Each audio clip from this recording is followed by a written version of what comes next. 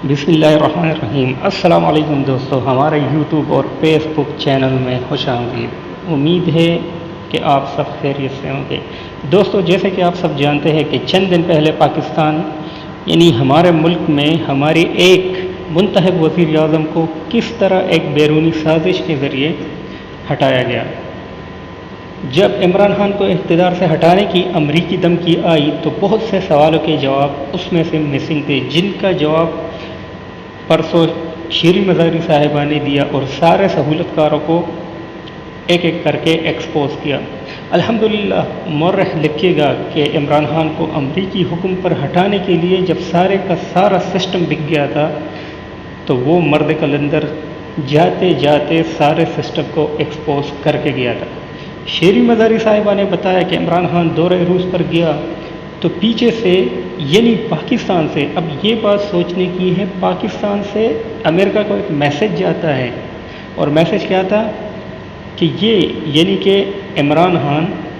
دورہ روس پر ہمارے منع کرنے کے باوجود گیا ہے، اور یہ عمران خان کا ایک ذاتی فیصلہ ہے۔ جس کے بعد امریکی ڈپٹی سیکریٹری ڈیوڈ لو اپنے سفارتی عملے کے ساتھ پاکستانی ایمبیسی آتے ہیں، جہاں اسد مجید سے ملاقات ہوتی ہے، اور اس ملاقات میں ڈیوڈ لو کی طرف سے یہ دھمکی دی جاتی ہے کہ عمران خان اور پاکستان کو ہم تنہا کر دیں گے اور پھر ہم اپنے طریقے سے پاکستان سے نپٹیں گے، لیکن اگر عدم اعتماد کامیاب ہو جاتی ہے تو ہم پاکستان کو معاف کر دیں گے۔ اب اسد مجید صاحب نے یہ ساری باتیں ایک مراسلے کے ذریعے پاکستان فورن آفس بھیج دیا، اور اس مراسلے کو فورن آفس چھپا لیتا ہے۔ اب سوچنے کی بات یہی ہے کہ فورن آفس میں ایک مراسلہ آتا ہے تو اس کو چھپانے کی ضرورت کیوں پیش آئی، اور ایون کو اس کو ایک فورن منسٹر سے بھی چھپایا گیا تاکہ عمران خان یا شاہ محمود قریشی صاحب کو اس کا پتہ نہ چل سکے۔ سوال یہ پیدا ہوتا ہے کہ یہ مراسلہ چھپا کر کس کو دکھایا جانا تھا، اور یہ مراسلہ کس کے لیے تھا؟ خیر، اب سوال یہ پیدا ہوتا ہے کہ اگر یہ مراسلہ شاہ محمود قریشی صاحب کے لیے نہیں تھا تو یہ کس کے لیے تھا؟ کون ایسی شخصیت، کون سی ایسی طاقت ہے جس کے لیے یہ مراسلہ بھیجا گیا تھا؟ خیر، لیکن معاملات یہاں پر خراب ہو جاتے ہیں کیونکہ ایک محب وطن آفیسر آف پہلے جو شاہ محمود قریشی صاحب کو اس مراسلے کے بارے میں خفیہ طور پر بتا دیتا ہے۔ پھر شاہ صاحب اس مراسلے کا پتہ چلتا ہے تو شاہ صاحب اس مراسلے کو وزیر اعظم عمران خان کو دکھاتا ہے، اور وزیر اعظم عمران خان اس مراسلے کو اپنے محافظوں کو دکھانے کے لیے لے کے چلا جاتا ہے، لیکن وہ سرپرائز اس کو تب ملتی ہے جب اس کو پتہ چلتا ہے کہ ایکچولی جو محافظ ہے وہ نیوٹرل ہو گئے، اور اب سمجھ آئی اس کو کہ وہ نیوٹرل کیوں ہو گئے ہیں۔ پھر اس مراسلے کو دبانے اور چھپانے کے لیے پریشر ڈالا جاتا ہے خان صاحب پر، تاکہ اگر ایک بار عمران خان کرسی سے اتر جائے تو پھر اس کی کسی بات کا کس نے یقین کرنا ہے۔ لیکن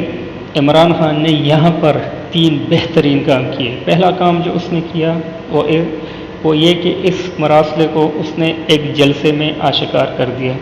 جس سے عوام کو پتہ چلا کہ یہاں کیا گیم کھیلی جا رہی ہے۔ دوسری نمبر پر اس نے نیشنل سیکورٹی کونسل کا اجلاس بلایا اور اس پر حقیقت کی مہر ثبت کر دی، کیونکہ وہ اجلاس نہ بلاتا تو یہ مراسلہ آج ردی کے ٹکڑوں میں ملتا اور اس خط کو ہی جعلی ڈکلیئر قرار دیا جاتا، اور اگر کبھی 10-15 سال بعد کسی کا ضمیر جاگتا جیسے عموماً یہاں پر ہوتا ہے تو کوئی سچ بولتا، لیکن تب کیا فائدہ۔ اور تیسرا، اس مراسلے کو ڈی کلاسیفائی کر دیا۔ اب یہ مراسلہ لیک آؤٹ ہوتا بھی ہے تو کسی گورنمنٹ یا عمران خان کے اوپر سیکرٹ ایکٹ کے تحت مقدمہ نہیں بن سکتا، کیونکہ اب یہ مراسلہ بہت سے لوگوں تک پہنچ چکا ہے۔ خیر، جب عمران خان کو یقین ہو گیا کہ محافظ اس کا ساتھ دینے کو تیار نہیں اور سارے ادارے پیچھے ہٹ گئے، تو اب اس نے یہ جنگ خود لڑنی ہے، تو اس نے پھر اس جنگ کو قانونی طریقے سے لڑنے کا فیصلہ کیا، اور یہ چیز کسی کے ذہن و گمان میں بھی نہیں تھی۔ چنانچہ اس نے ڈپٹی اسپیکر کی رولنگ سے سارا پلان تہس نہس کرنے کی کوشش کی۔ جب اسکرپٹ رائٹر کو اپنا پلان چوپٹ ہوتے دیکھا تو اس نے اس مراسلے پر عدلیہ کو انوالو کیا، جس نے اتوار والے دن تو موٹو نوٹس لیا اور پھر ساری قوم نے دیکھا کہ کس طرح تاریخ کا ایک بدترین فیصلہ سنایا گیا، اور باقی رہی صحیح کسر رات کے 12 بجے جب عدالت کھلی